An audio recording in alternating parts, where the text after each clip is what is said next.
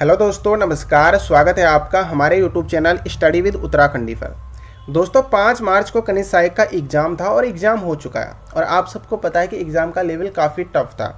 मैं दोस्तों ये वीडियो सिर्फ इसलिए बना रहा हूँ कि बहुत सारे अभ्यर्थियों के कमेंट आ रहे थे कि अब पढ़ने का बिल्कुल भी मन नहीं कर रहा है, मैं पेपर नहीं दूंगा, कोई फ़ायदा नहीं है पेपर देके।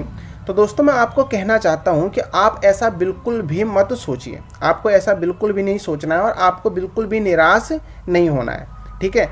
क्योंकि ऐसा सोचना से कुछ होने वाला नहीं है। अगर आप मेहनत करोगे तो आपको सफलता ज़रूर मिलेगी, ठीक है। हाँ, आपकी बात से मैं एग्री हूँ। कल का जो क्वेश्चन आया था, कल का जो क्वेश्चन पेपर था वो बहुत टफ था, ठीक है। हालांकि ये 12th बेस का एग्ज़ाम था, लेकिन ये पूरे ग्रेजुएशन लेवल का पेपर बनाया गया था। और जो इससे पहले पटवारी लेखपाल का एग्ज़ाम हुआ था वो ग्रेजुएशन लेवल का था, लेकिन उसका पेपर भी इतना टफ नहीं था जितना कल कनिष्ठ सहायक एग्ज़ाम का था, ठीक है। जबकि तीनों का सिलेबस सेम है, ठीक है। बस कनिष्ठ सहायक का जो एग्ज़ाम था उसमें जनरल साइंस ऐड थी, बस फ़र्क इतना था, सिलेबस सबका सेम है। तो बस मैं आपको यही कहना चाहूँगा दोस्तों कि आप ऐसा मत सोचिए कि आपका सिलेक्शन नहीं हो रहा है तो आप कुछ नहीं कर सकते हो। आप बहुत कुछ कर सकते हो, आप में वो क्वालिटी है, आप में वो कॉन्फिडेंस है, आप बहुत कुछ कर सकते हो, लेकिन आपको गिव अप नहीं करना है, ठीक है।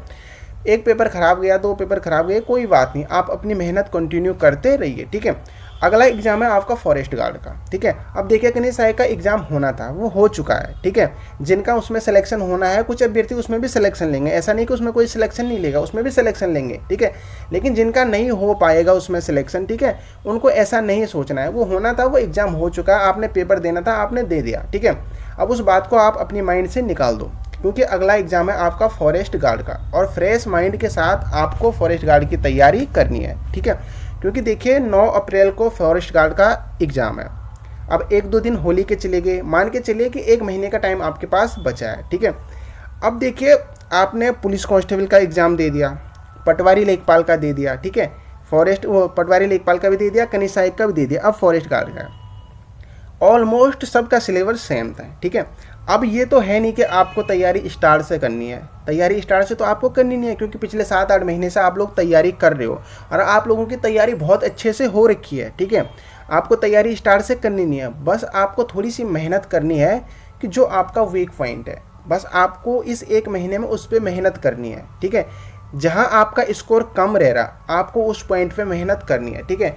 अगर आप अपने वीक पॉइंट को स्ट्रॉन्ग पॉइंट बनाओगे तो आपका सिलेक्शन 100% होगा और आपके सिलेक्शन को कोई नहीं रोक सकता है, ठीक है।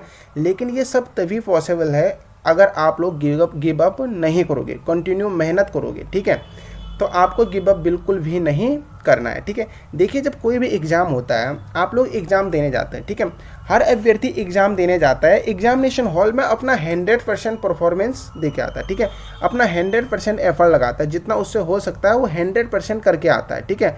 और उसके बावजूद भी अगर सिलेक्शन नहीं होता है, मैं मानता हूँ कहीं ना कहीं निराशा हाथ लगती है, ठीक है। लेकिन दोस्तों निराश बिल्कुल भी नहीं होना है, क्योंकि देखिए कल का जो एग्ज़ाम हुआ था उसमें 1,14,000 लोगों ने पेपर दिया कल का, ठीक है। सिलेक्शन तो मात्र 400 लोगों का होगा, 400 कुछ कितनी वैकेंसी है, 432 उतनों का होना है, बाकी को तो बाहर होना है, ठीक है। लेकिन अगर आप बाहर होते हो तो इसका मतलब ये नहीं कि आपकी तैयारी नहीं थी, आपकी तैयारी बहुत अच्छी थी, बट आपको सिर्फ ये सोचना और ये माइंड में बिठाना है कि जिनका सिलेक्शन होगा, जिनका फेयर सिलेक्शन होगा, ठीक है। क्योंकि धांधलियाँ तो बहुत सारी हो रही हैं, जिनका 15 लाख 20 लाख वाले हैं उनका सिलेक्शन होता है, उनकी बात अलग है, लेकिन जिनका फेयर सिलेक्शन होता है ये सोच के चलिए कि उनकी तैयारी कहीं ना कहीं आपसे थोड़ी बेटर थी, जो आपका वीक पॉइंट था वो उनका स्ट्रॉन्ग पॉइंट था, इसलिए उनका सिलेक्शन हो गया, ठीक है। तो आपको ये सोच के चलना है, क्योंकि 100% एफर्ट आपने भी दिया था एग्जाम पे, उन्होंने भी दिया है, ठीक है। तैयारी आपकी भी बहुत अच्छी थी, उनकी भी अच्छी थी, आप भी 6-7 महीने से तैयारी कर रहे थे, वो भी कर रहे थे, लेकिन बस थोड़ा सा कहीं ना कहीं होता है ना कि वो कहीं ना कहीं थोड़ा सा बेटर कर गए हमसे, जो हमारा वीक पॉइंट था वो उनका स्ट्रॉन्ग था, इसलिए उनका सिलेक्शन हो गया, ठीक है। तो इन चीज़ों के बारे में आपको बिल्कुल भी नहीं सोचना है, इन सारी बातों को आप अपनी माइंड से फॉरगेट कर दो, हमेशा के लिए डिलीट कर दो नेगेटिव थिंकिंग जितनी भी दिमाग में आ रही है, ठीक है। आपको बस पॉजिटिव सोचना है कि अगला एग्जाम है फॉरेस्ट गार्ड का और फॉरेस्ट गार्ड एग्जाम में किसी भी हाल में आपको सिलेक्शन लेना है, ठीक है। मैं आपको एक एग्जाम्पल देता हूँ, ठीक है। देखिए कॉलेज लाइफ सबकी होती है, ठीक है, स्कूल लाइफ सबकी थी। अब स्कूल लाइफ में क्या होता है कि 3 कैटेगरी के बच्चे होते हैं, ठीक है, A, B, C, ठीक है। अब मैं यहाँ पे दोस्तों सिर्फ आपको एक एग्जांपल दे रहा हूँ, ठीक है। A कैटेगरी में वो बच्चे आते हैं कि जो क्लास में टॉप आगे बैठते हैं, ठीक है, सबसे आगे बैठते हैं, जो टीचर्स की नज़रों में सबसे अच्छे होते हैं, पढ़ाकू टाइप के कह सकते हैं जिनको, ठीक है, पढ़ाकू तो सभी होते हैं, ठीक है, लेकिन जो टीचर की नज़रों में अच्छे होते हैं वो ए कैटेगरी के माने जाते हैं और वो आगे बैठते हैं फर्स्ट सीट पे, ठीक है। अब मान लीजिए कि पुलिस कांस्टेबल में जो 1500 वैकेंसी थी, 1500, ठीक है, 1500 कुछ वैकेंसी हैं, 1500 मान के चलो, ठीक है, वो ए कैटेगरी के लोग थे जो उनका सिलेक्शन यहाँ हो गया, ठीक है, 1500 में उनका सिलेक्शन हो गया, ठीक है। अब बच गए बी कैटेगरी वाले। अब बी कैटेगरी में जिन्होंने पटवारी लेखपाल का एग्ज़ाम दिया है और कनिष्ठ सहायक का एग्ज़ाम दिया है, ठीक है, दोनों को मिला के लगभग हज़ार पोस्ट यहाँ भी हैं, ठीक है। तो 1000 लोग यहाँ चले जाएंगे, 1500 पुलिस कांस्टेबल में जाएंगे, बी कैटेगरी भी होगी, ए कैटेगरी के भी हो गए, ठीक है।